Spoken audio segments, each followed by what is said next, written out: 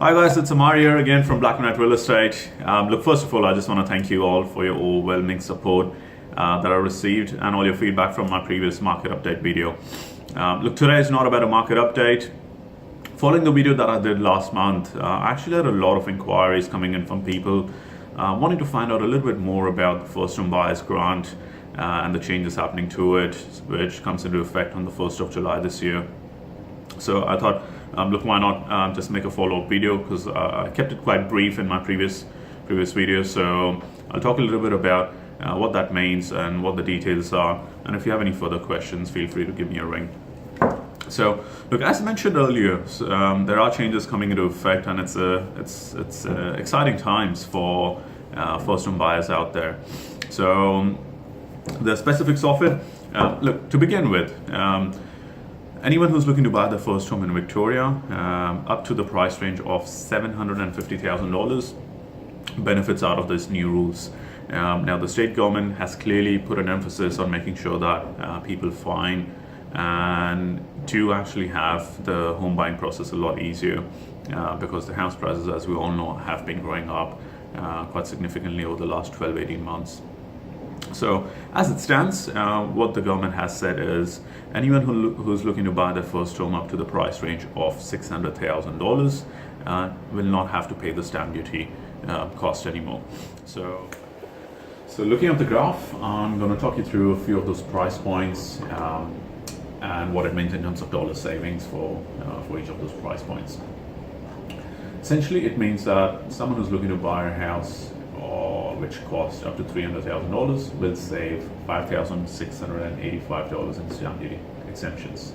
If the house costs up to $450,000, the savings will be $9,485 in stamp duty fees, and if it costs $600,000, the savings or the exemption goes up to $15,535. And as I said, houses over $600,000 also have a reduction, and let me talk you through what that actually means in terms of savings.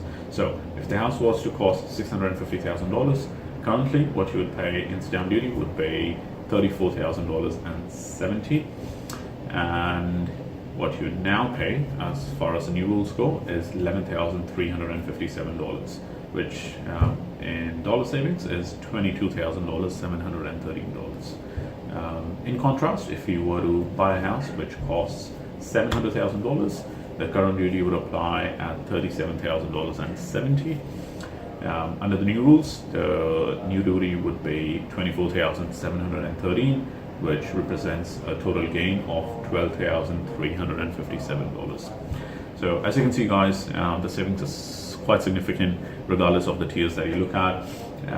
So as I said, a lot of people worry about if you need to keep the purchase price under $600,000, which is not correct. It does mean that you do pay some stamp duty, but there's still significant savings if you were looking at houses which were in that higher price point as well. So just to recap, guys, as you can see, houses that cost up to $600,000 have the full exemption. Houses costing between $600,000 and $750,000 have the stamp duty reduction on a sliding scale. And finally, the First Home Buyers Grant still applies, thereby further boosting the support that you receive. Now, as always, I'm available if you have any questions, but that's it for me today. Thank you again for joining me, and I look forward to seeing you next time. Thank you.